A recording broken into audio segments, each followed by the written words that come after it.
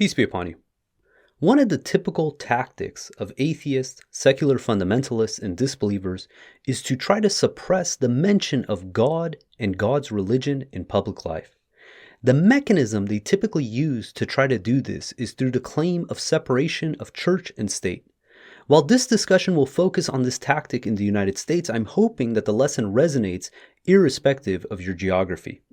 The First Amendment to the United States Constitution prevents the government from making laws that regulate an establishment of a state religion, or that would prohibit the free exercise of religion, or abridge the freedom of speech as well as other things.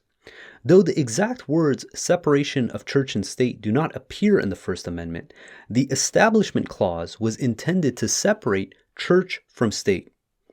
When the First Amendment was adopted in 1791, the Establishment Clause applied only to the federal government and prohibited the federal government from any involvement in establishing a state religion.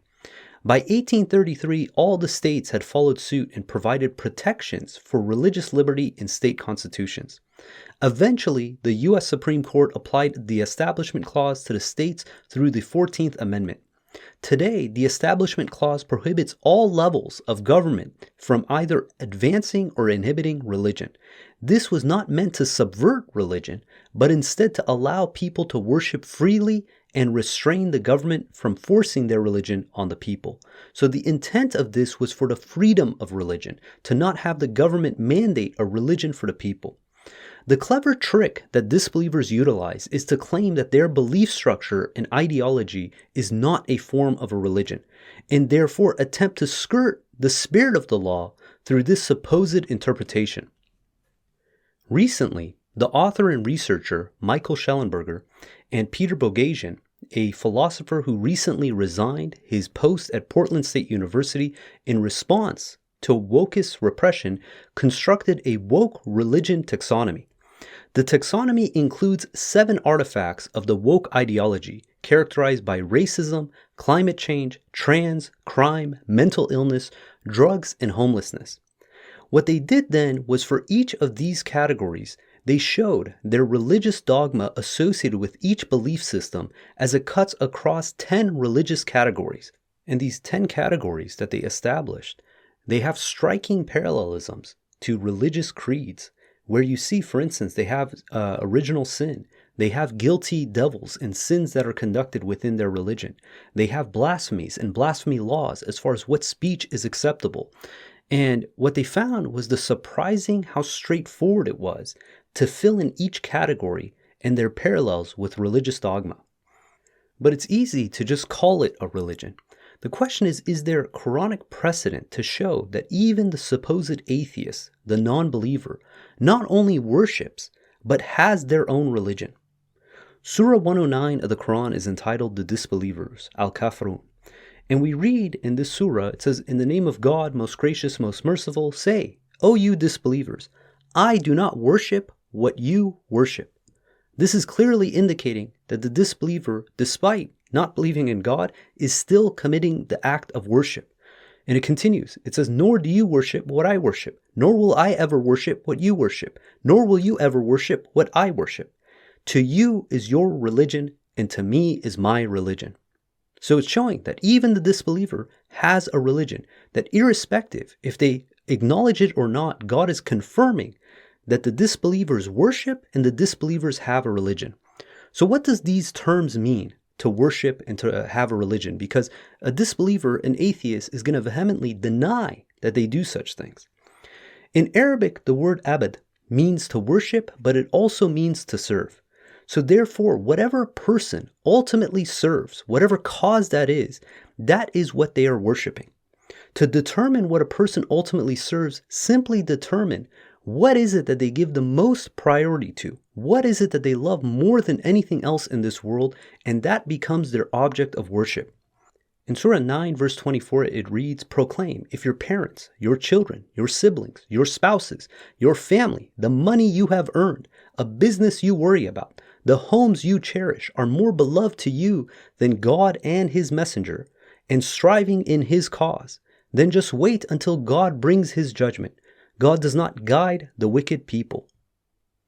Whatever it is that we make our top priority in our lives, whatever it is that we love the most, that becomes the object of our worship. So if the thing a person cares about most is their family, their career, their social status, their material possessions like a car, a home, or a money, then these become their idol and these become their God. As believers, the thing we love the most is God alone. Therefore, the thing we prioritize over everything else in our life is the worship of God and striving in His cause. The way we do this is by giving our worship practices priority over all other aspects of our life. God gives us the example of the importance of dropping all other obligations when it comes to the Jummah Friday prayer. In Surah 62, verse 9 through 11, it reads, O you who believe, when the congregational prayer Salat al-Jummah is announced on Friday, you shall hasten to the commemoration of God and drop all business. This is better for you if you only knew. Once the prayer is completed, you may spread through the land to seek God's bounties and continue to remember God frequently, that you may succeed. When some of them come across a business deal or some entertainment, they rush to it and leave you standing. Say, what God possesses is far better than the entertainment or the business. God is the best provider. As believers, our number one priority is the worship of God alone. That we will drop all business and entertainment to make sure that our worship to God alone takes priority over anything else. And when we do that, we show that our God is the Lord of the universe and not our entertainment and not our jobs or our careers or our social status, that the thing that gives us the most value, the most meaning in life is our worship practices to God, Lord of the universe. Our utmost love for God must be indivisible if we truly worship God alone. In Surah 33 verse 4 it reads, God did not give any man two hearts in his chest. This means that our love for God must be greater than any other love we have in this world. This doesn't mean that we can't love our spouses, our children, our family, our friends, but our love for God must supersede all of those. In the Bible, in the book of Matthew, chapter 6, verse 24, it reads, no one can serve two masters. Either he will hate one and love the other, or he will devote it to one and despise the other. You cannot serve both God and money. So this confirms for us what it means to worship. What is it that the disbelievers worship is whatever they give the top priority to. And we will look at some of these modern day atheistic religions that are prevailing. But what about religion? In Arabic, the word for religion as used in Surah 109 is the word Deen. This word Deen also has another meaning, which means judgment. Therefore, our religion, our Deen, is reflected by how we judge between right and wrong. A person's judgment will depend on what they determine to be their source of truth. So whatever we use as our metric to determine right and wrong, whatever that source of truth is, that becomes the foundation of our religion. If someone is upholding the laws of men over the laws of God when they contradict, then it's showing that they are upholding the laws of men as their religion. In Surah 5 verse 49 through 50 it reads, you shall rule among them in accordance with God's revelations to you. Do not follow their wishes and beware lest they divert you from some of God's revelations to you. If they turn away, then know God wills to punish them for some of their sins. Indeed, many people are wicked. Is it the law of the days of ignorance they seek to uphold? Whose law is better than God's for those who have attained certainty? It is our utmost duty, if we believe in God alone, that we use God's words as our determining factor to decide between what is morally right and wrong, what is sinful and what is righteous. The second we start using other sources to determine what is morally right and wrong, then it is a sign that that is our source of our religion. If our judgment is based on what scholars dictate upon us, or imams or muftis, at the expense of what God tells us in His revelations, then these scholars, these priests become our idols. In Surah 9 verse 31 it reads, they have set up the religious leaders as scholars as lords instead of God. Others defied the Messiah, son of Mary. They were all commanded to worship only one God. There's no God except He, be He glorified, high above having partners. As believers, again, our source of right and wrong comes directly from God. If God tells us something in the Quran as far as what is acceptable and what is sinful, and a scholar comes and gives us contradictory information and we follow that source, then that source becomes our idol. In Surah 6, verse 121, God gives us the example. It reads, "Do not eat from that upon which the name of God has not been mentioned, for it is an abomination. The devils inspire their allies to argue with you. If you obey them, you will be idol worshippers." God is giving us a very clear lesson here that if we follow another source that contradicts the Quran with other commandments that are not found in the Quran, then that other source becomes our idol, and therefore we would be deemed idol worshippers. Now, if our judgment is based on our feelings rather than what God says in His scriptures, then our egos become our God. In Surah 25, verse 43, it reads, "Have you noted the one whose God is his own ego? Will you be his advocate?" This word for ego in this verse is hawa. Hawa means our personal whims and desires, whatever feels good at that moment. The second we start going with our own opinions over what God tells us in His scripture, then it shows that we're setting ourselves up as a deity next to God. Now, if our judgment comes from whatever cultural mores is popular at that time, then these poets of our time become our God. These celebrities, these musicians, the ones who are on TikTok giving heedless messages of nonsense that completely contradict the Quran.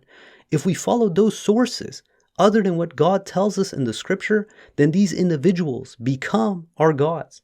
In Surah 26, verse 224 through 226, it reads, "As for the poets, they are followed only by the strayers. Do you not see that their loyalty shifts according to the situation and that they say what they do not do?"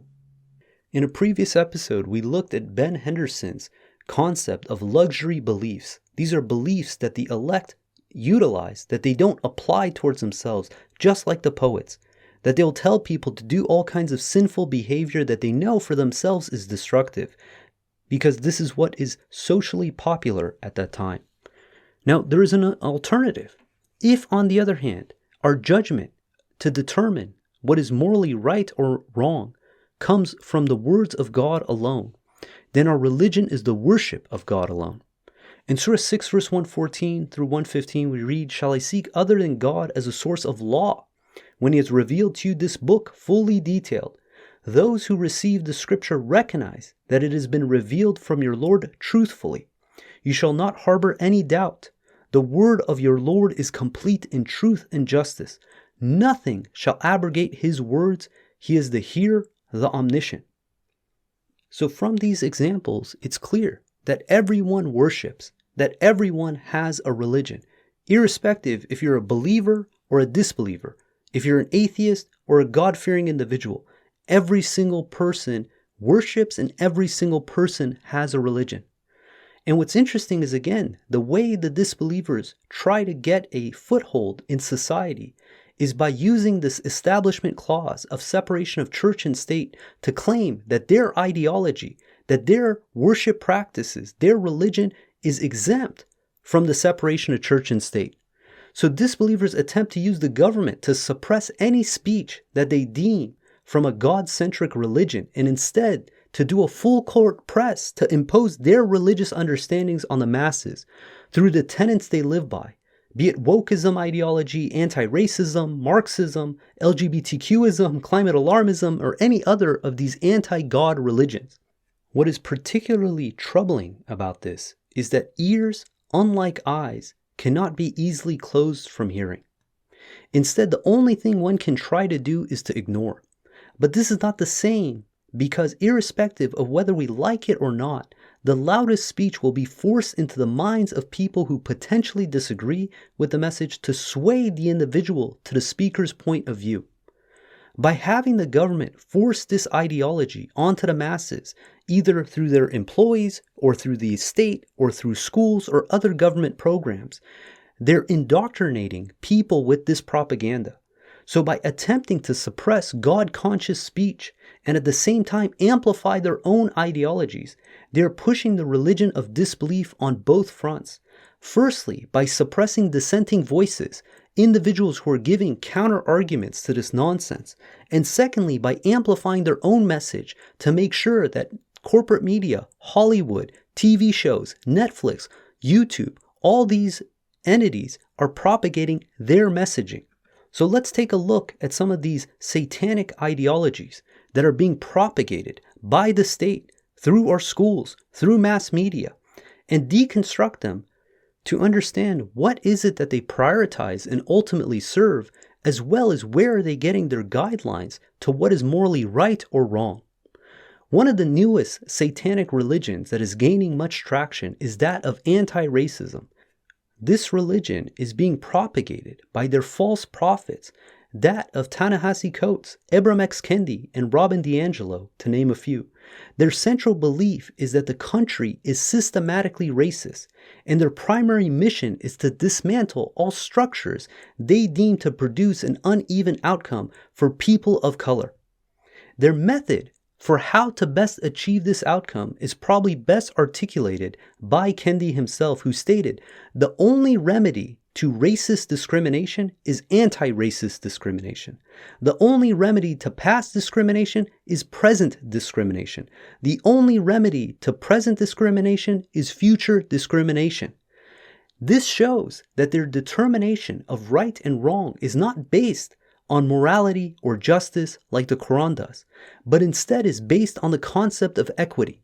Practitioners of anti-racism are advocating for discrimination, that they believe discrimination is justified as long as it reaches equity in society.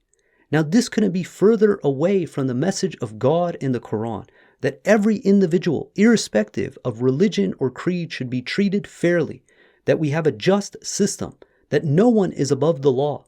But for these practitioners, they want to say that they are allowed to, and even encouraged, to trample on the life, liberty, and pursuit of happiness of other individuals in order for them to further their own cause. They propel this to such extents to justify looting, rioting, and they promote this on national media as if this is a noble act. And now these false prophets have gotten in bed with government officials to propagate this message to the masses, while having the audacity to claim that this is not a religion. Or take the other popular religion of climate alarmism. These individuals propagate such anti-godly messages as human beings are cancer to the world, and that human populations are exceeding the Earth's capacity, and therefore encourage individuals to stop having children and promote abortions.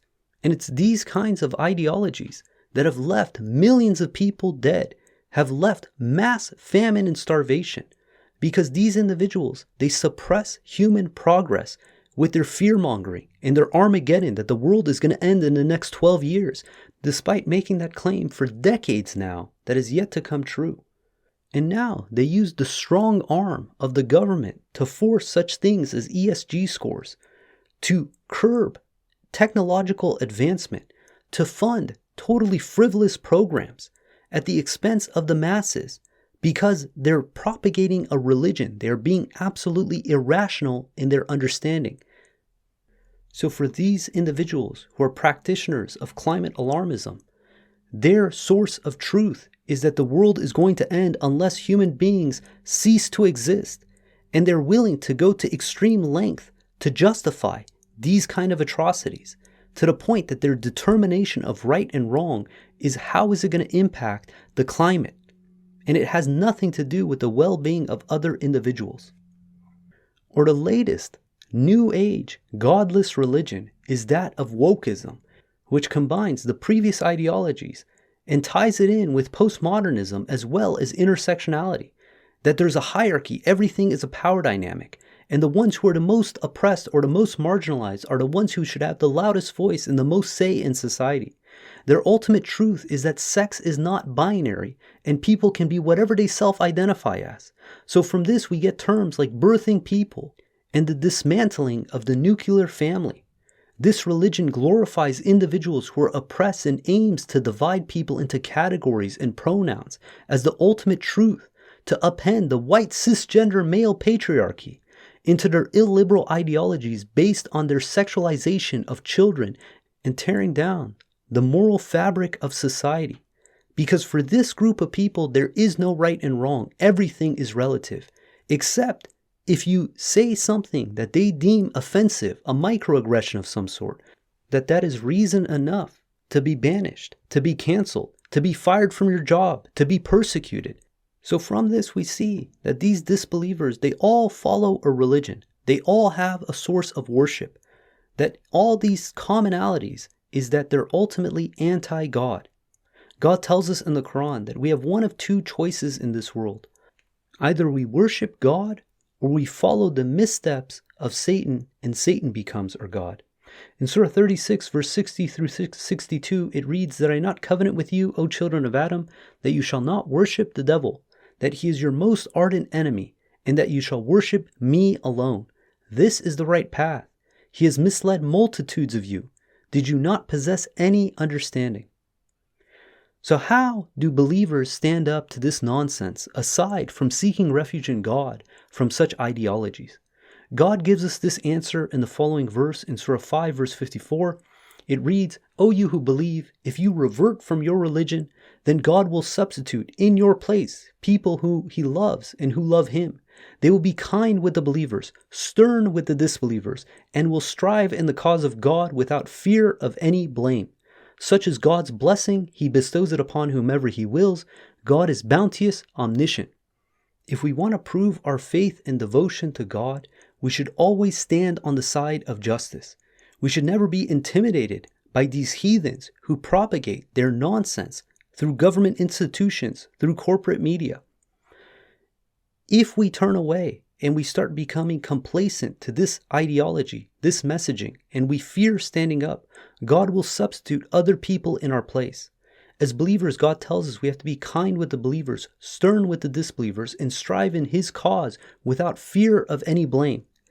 As believers, we should not be afraid of what these individuals may do to us, the ridicule, the accusations, because they are the ones who should be afraid. In the words of Abraham in Surah 6, verse 81, it says, "Why should I fear your idols? It is you who should be afraid, since you worship instead of God idols that are utterly powerless to help you. Which side is more deserving of security if you know?" The real security, the real absence of fear happens in the presence of God. God tells us that a mandatory test for every believer is the possibility of being mocked and ridiculed and insulted for our beliefs. But this is the time when it really shows, where do we stand? Are we with God, or do we buy into these satanic ideologies? God tells us that if we do the things that please him, he will provide us with an unwavering support. In Surah 3, verse 160, it reads, "If God supports you, none can defeat you. And if he abandons you, who else can support you? In God the believers shall trust." So to recap, this premise that religion is only limited to those who believe in God is factually false. Everyone worships. Everyone has a religion. Whatever it is that we serve, that is our ultimate cause in life, that becomes our God. Whatever it is that we use to determine between what is morally right and wrong, that becomes our religion. And from that we can deconstruct any other religion to determine where its fallacies lie. And it's times like these that is going to determine who the real believers are. Who are the ones who become complacent, and who are the ones who stand up for the truth? And God affirms us that if we do the things that please him, if we support his cause and striving in his cause over any other thing in our life, that he will give us not only an unwavering support, but he will reward us in this world and in the hereafter. And this is the greatest victory anyone can ask for. God willing, we're going to end there. If you guys got comments or questions, please hit us up at qurantalk@gmail.com. If you want to follow along the verses of the Quran, please download the Quran Study app on the iOS App Store. If you don't have an iOS device, you can go to the QuranStudyApp.com website. And if you like the podcast, please leave us a review. And until next time, peace and God bless.